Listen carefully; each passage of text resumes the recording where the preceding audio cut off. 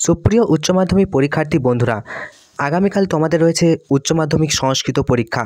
এই উচ্চ মাধ্যমিক সংস্কৃত পরীক্ষার প্রশ্নপত্র নিয়ে আজকের আমাদের বিশেষ ভিডিও। হ্যাঁ বন্ধুরা, তোমরা ঠিকই শুনেছ। লাস্ট মিনিট এই প্রশ্নপত্রে যে প্রশ্নগুলি রয়েছে, এমন কিছু প্রশ্ন বলে দেবো যা তোমাদের পরীক্ষায় 100% কমন কিন্তু আসবেই। তাই ভিডিওটি প্রথম থেকে শেষ পর্যন্ত দেখার চেষ্টা করো। আর তোমাদের কাছে আমার রিকোয়েস্ট, এইখানে যে প্রশ্নগুলো বলবো এই প্রশ্নগুলো অবশ্যই শেষবারের মতো একবার হলেও চোখ বুলিয়ে যাবে এবং এগুলো পড়ে যাবে। এখান থেকেই তোমরা কিন্তু কমন পেয়ে যাবে 100%। তো প্রশ্ন ফাঁসই বলতে পারো, কারণ এই প্রশ্নগুলোই পরীক্ষায় আসতে চলেছে। তো চলো প্রথম প্রশ্ন দেখে নাও। আর তোমার বন্ধুদের অবশ্যই ভিডিওটা শেয়ার করে দাও, যাতে তারাও কিন্তু অনেকটাই উপকৃত হয়। বেশি প্রশ্ন নয়, মাত্র প্রত্যেকটি অধ্যায় থেকে 2 থেকে 3টে করে কোশ্চেন বলে দিচ্ছি, এর মধ্যে থেকে তোমরা পেয়ে যাবে।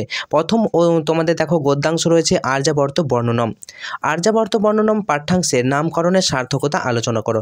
অর্থাৎ আর্যাবর্ত বর্ণনমের যে সারাংশটা রয়েছে সেটা কিন্তু ভালো করে আলোচনা করবে, মানে ভালো করে পড়ে যাবে। হ্যাঁ, নামকরণের সার্থকতা। আচ্ছা, নেক্সট, আর্যাবর্তের গ্রাম ও শহরের বর্ণনা দাও। ব্যাস, এই কোশ্চেনটা করলেই যে কোনো কোশ্চেন আসুক না কেন তোমরা করতে পারবে। পাশাপাশি ত্রিবিক্রম ভট্ট রচিত আর্যাবর্ত বর্ণনম পাঠ্যাংশে আর্যাবর্ত ও স্বর্গের তুলনা করা হয়েছে তা আলোচনা করো। দেখো, সেম প্রসেস, গল্পটা তোমরা জানলেই কিন্তু বানিয়ে লিখতে পারবে। তাই এই প্রশ্নটা কিন্তু এবছরের জন্য অত্যন্ত গুরুত্বপূর্ণ রয়েছে। আর একটি প্রশ্ন তোমাদেরকে বলবো যে আর্যাবর্তের প্রাকৃতিক সৌন্দর্যের বর্ণনা দাও। এই 4টে কোশ্চেনের মধ্যে তোমরা একটা প্রশ্ন অবশ্যই এবছর কমন পেয়ে যাবে। চলো চলে আসবো আমরা দ্বিতীয় যে চ্যাপ্টার রয়েছে বনগতা গুহা। দেখো, এই বনগতা গুহা থেকে বেশি কিছু নয়, মাত্র কোশ্চেন দেখো। প্রথম প্রশ্ন, অলিপর্ব সংস্থানং ন তত্ত্যাজ। সংস্থানম বলতে কি বোঝানো হয়েছে? তার স্থান ত্যাগ না করার কারণ কী ছিল? দেখো, এরকম একটা লাইন তুলে, তোমার যে কোনো লাইন তুলে, এটাই আসবে এমনটা নয়, যে কোনো লাইন তুলে কিন্তু প্রশ্ন আসতে পারে। আচ্ছা দেখো, নেক্সট, অলিপর্বা এবং কশ্যপের আর্থিক অবস্থার তুলনামূলক আলোচনা করো। দেখো, অলিপর্বা কশ্যপের আর্থিক অবস্থা, এটা কিন্তু ভালো করে প্রশ্নটা দেখবে, অত্যন্ত গুরুত্বপূর্ণ এবছরের জন্য। পাশাপাশি এবছরের জন্য আরও একটি গুরুত্বপূর্ণ রয়েছে, যেটা হচ্ছে বনগতা গুহা গদ্যাংশ অবলম্বনে অলিপর্বার চরিত্র আলোচনা করো। পাশাপাশি অলিপর্বা কীভাবে গুহায় প্রবেশ করেছিল এবং কোন কোন জিনিস পেয়েছিল তা নিজের ভাষায় লেখো। এই কয়েকটি কোশ্চেন করলেই আমরা আশা রাখছি এই বনগতা গুহা থেকে তোমরা কিন্তু কমন পেয়ে যাবে। চলে আসবো আমরা গঙ্গাস্তোত্তম, শ্রী গঙ্গাস্তোত্তম এই অধ্যায় থেকে। দেখো, শ্রী গঙ্গাস্তোত্তম এই অধ্যায়টি থেকে অত্যন্ত গুরুত্বপূর্ণ বেশ কিছু প্রশ্ন বলে দিচ্ছি। দেখো, পতিতোদ্ধারিণী জাহ্নবী গঙ্গাকে জাহ্নবী বলা হয়েছে কেন তা ব্যাখ্যা করো। প্রতিবারের প্রশ্ন, প্রতিবার কমন আসে আমাদের এই সাজেশনগুলো থেকে।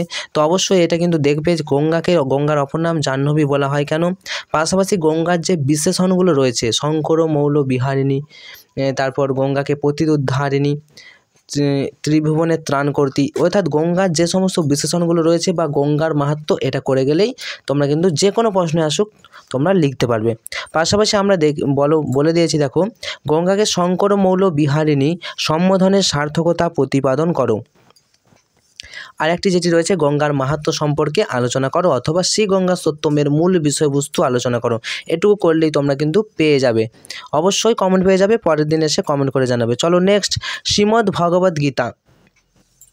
দেখো, শ্রী গঙ্গাস্তোত্তম অথবা শ্রীমদ্ ভগবদ গীতা। তো এই শ্রীমদ্ ভগবদ গীতা অথবা তোমাদের শ্রী গঙ্গাস্তোত্তম একটা করতে হয়। যাই হোক, শ্রীমদ্ ভগবদ গীতা থেকে কোনটা করছো? দেখো, মিথ্যাচারী কাকে বলে, পাঠ্যাংশ অনুসরণে তার স্বরূপ ব্যাখ্যা করো। ইম্পর্টেন্ট রয়েছে এবছর। স্বধর্মে নিধনংশেয় পরধর্ম ভয়াবহ, তাৎপর্য বিশ্লেষণ করো। এই দুটি কোশ্চেন তোমাদের দিচ্ছি। অথবা শ্রীকৃষ্ণ শ্রীমদ্ ভগবদ গীতায় যে নিষ্কাম কর্মের কথা বলেছেন সেটা আলোচনা করো। এই 3টে প্রশ্ন তোমাদের জন্য রয়েছে। চলে আসবো আমরা বাসন্তিক স্বপ্নম। দেখো, বাসন্তিক স্বপ্নম নাট্যাংশের চরিত্রগুলির পরিচয় দাও। এবছর কিন্তু অত্যন্ত গুরুত্বপূর্ণ। যে সমস্ত চরিত্রগুলো রয়েছে, কৌমুদী রয়েছে, ইন্দ্রবর্মা রয়েছে, ইন্দু শর্মা, এগুলোর সংক্ষিপ্ত চরিত্র তোমরা কিন্তু ভালো করে প্র্যাকটিস করে যাবে। নেক্সট, বাসন্তিক স্বপ্নম নাট্যাংশের কেন বাসন্তিক স্বপ্নই কেন নামটা হলো? এ মিডসামার নাইটস ড্রিম, যার ইংরেজি অনুবাদ। তো এই নাট্যাংশের নামকরণের সার্থকতা বিচার করো। ওকে, আর একটি প্রশ্ন আমরা রাখছি, শ্রীকৃষ্ণ মাচার্য রচিত বাসন্তিক স্বপ্নম নাট্যাংশ অবলম্বনে রাজা ইন্দ্রবর্মার চরিত্রটা দেখবে তোমরা। বাসন্তী সম্ভ্রম নাট্যাংশ অনুসরণে সামাজিক নিয়ম এবং যে সামাজিক যে শাস্তি সেগুলো পরিচয় তো দেখবে। পাশাপাশি দেখো নারিকাহপি যুগায়তে এই বাক্যটি অবলম্বনে বিশ্লেষণ করতে বলতে পারে, অথবা বাসন্তী সম্ভ্রম পাঠ্যাংশে কৌমুদীর চরিত্রটা এবছর দেখে যাবে। দেখো এই একটা নাটক পড়লে কিন্তু অনেকটাই নাম্বার থাকে, 2টো কোশ্চেন আসে। যাই হোক, বাসন্তী সম্ভ্রম নাট্যাংশ অবলম্বনে রাজা ইন্দ্রবর্মা এবং কনক লেখার যে কথোপকথন সংক্ষেপে লিপিবদ্ধ করো। এই কয়েকটি কোশ্চেন করলেই তোমরা এখান থেকে কমন পেয়ে যাবে। চলে আসবো আমরা ভাব সম্প্রসারণ। দেখো ভাব সম্প্রসারণও কিন্তু একটা থাকবে, তো কোথা থেকে আসবে দেখো। প্রথম প্রশ্ন, স্বধর্মে নিধনংসরেয় পরধর্ম ভয়াবহ, খুব ইম্পর্ট্যান্ট একটি প্রশ্ন, দেখে যাবে। ভবন্তি ফাল্গুনে মাসে বৃক্ষ শাখা বিপল্লবা, এটা দেখছো।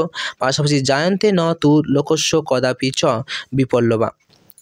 আরেকটি প্রশ্ন দেখো, রোগং শোকং তাপং পাপং হরমে ভগবতী কুমতি কলাপম ত্রিভুবন সারে বসুধাহারে তমসী গতির মম খলু সংসারে। তো এটা তোমরা দেখছো।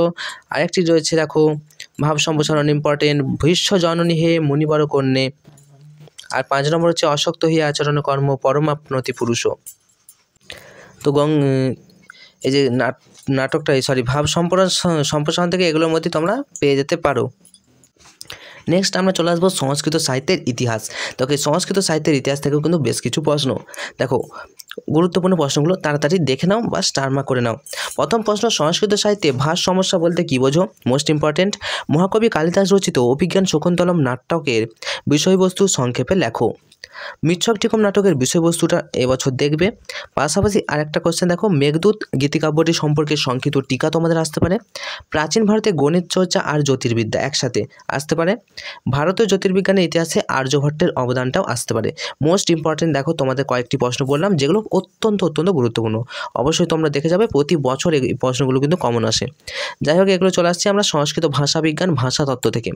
ভাষাতত্ত্ব থেকে দেখো প্রথমেই যে প্রশ্নটি সবথেকে গুরুত্বপূর্ণ সেটা হচ্ছে ভারতে প্রচলিত 4টি ভাষাবংশের পরিচয় দাও এবং তাদের সংক্ষিপ্ত পরিচয় দাও। আচ্ছা, 2 নম্বর দেখো কেন্তুম গুচ্ছ কি শতম গুচ্ছ কি। কেন্তুম গুচ্ছ এবং শতম গুচ্ছ মোস্ট ইম্পর্টেন্ট, এগুলো কিন্তু দেখছো। পাশাপাশি ইন্দো ইউরোপীয় ভাষাগোষ্ঠীর পরিচয় দাও, এটা দেখবে, এইটাও কিন্তু অত্যন্ত গুরুত্বপূর্ণ, ইন্দো ইউরোপীয় ভাষাগোষ্ঠীর পরিচয়টা। আর একটা যেটা রয়েছে, ইন্দো ইউরোপীয় ভাষাগোষ্ঠীতে সংস্কৃতের স্থান নির্ণয় করো, অত্যন্ত গুরুত্বপূর্ণ কিন্তু এই প্রশ্নগুলো। চলে আসবো আমরা সংস্কৃত ভাষায় অনুচ্ছেদ রচনা। দেখো সংস্কৃত ভাষায় অনুচ্ছেদ রচনা যদি করি, সেটা 1 নম্বর হচ্ছে দেখো বসন্তকাল। সংস্কৃত ভাষায় তোমাদের অনুচ্ছেদ একটা আসবে, করতে হবে। তো ইম্পর্টেন্ট প্রশ্ন যেগুলো আসবে সেগুলো হচ্ছে দেখো এখন বসন্তকাল চলছে, তো বসন্তকালটা অত্যন্ত গুরুত্বপূর্ণ আসবে। বসন্তকাল, তারপরে দেখো দূরদর্শনস্য প্রভাব অর্থাৎ টেলিভিশনের প্রভাব। পাশাপাশি মম দেশ আমার দেশ, তব প্রিয় কবি তোমার প্রিয় কবি কালিদাস করতে পারে, রবীন্দ্রনাথ ঠাকুর করতে পারে। একটা ভালো করে দেখে যাবে তাহলেই হবে। সংস্কৃতে লিখতে হবে, মানে সংস্কৃত ভাষায়, মানে বাংলা অক্ষর সংস্কৃত ভাষায়। অন্তর্জালম মানে ইন্টারনেট। আর হচ্ছে মহাভারতম। তো এগুলোর মধ্যে বা তোমার প্রিয় গ্রাম, তোমার গ্রাম, মম গ্রাম, ওগুলো দিতে পারে, হ্যাঁ, মম দেশ।